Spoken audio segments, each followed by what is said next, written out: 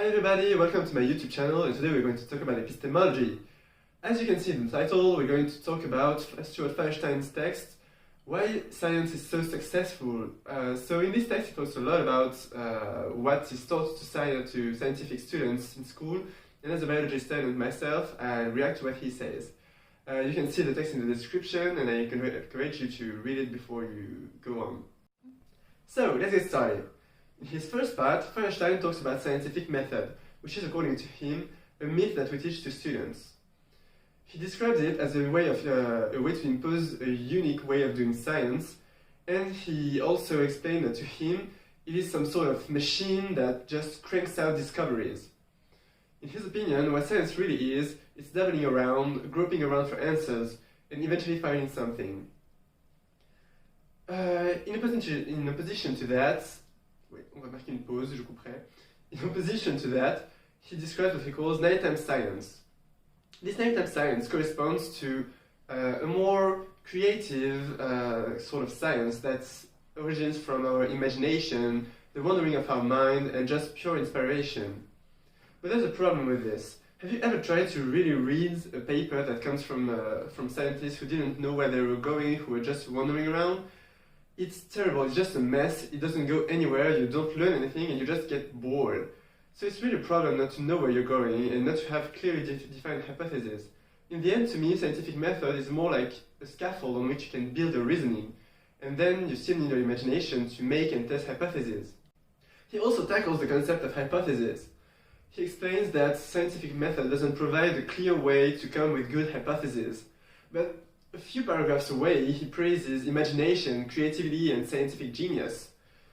Another question he asks is, oh no, what should we do when there are two possible hypotheses? And once more, that's just a false problem, like, dude, just test them both. Anyway, I won't say more than this on this part, because I think it's actually full of nonsense, and I also think Firestein perfectly knows it. I think he just said all these things to be provocative and grab the reader's attention, but that would explain why there is so much bad faith in it, and why he's not even consistent with these parts in the rest of the text. After this comes the interesting part of the text though. He talks about the role of failure in science, and he explains that according to him, failure is necessary in scientific processes. He explains that errors and failures are fundamental to new discoveries, to advances, and to the whole functioning of science. And this time, I completely agree with him. It is true that errors make you think differently. When you face failure, you start realizing that the way you thought you understood things was completely wrong, and you start thinking about things in a brand new angle. Then you can start discovering new parts of your field that you wouldn't have thought about before. In the end, science is a process of corrections and recorrections. More than this, he explains that this process of understanding your failure is actually what makes science exciting. He even compares it to the work of a detective. And it's kind of true. It's really funny to try to understand anomalies in your data and to try to understand where they come from. In the end, though, I have to admit that it's pretty frustrating when you work on something for months and in the end you just get negative results. But maybe it's just because I'm yet inexperienced. Finally, he claims that scientists have become failure-averse. To illustrate this, he uses the example of the A-beta protein that was once suspected to be the cause of Alzheimer's disease. When it first got suspected, a lot of papers, like tremendous amounts of papers, were written on the subject, but they didn't yield much results. According to him, scientists should not just try to extensively study already well-known areas of science. Instead, they should rather try to explore the darkness of the unknown. And he believes that education may change this whole tendency. But as a student, I have to disagree.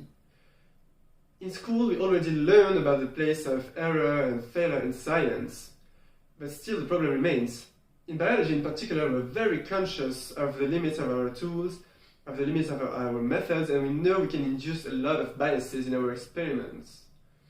We're even very used to hearing that in 10 years, anything that we learn now may become false. So in the end, we already know everything Firestein tells about error and failure in science.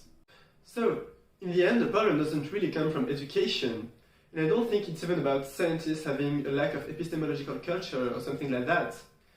I think the problem rather comes from the pressure on publishing.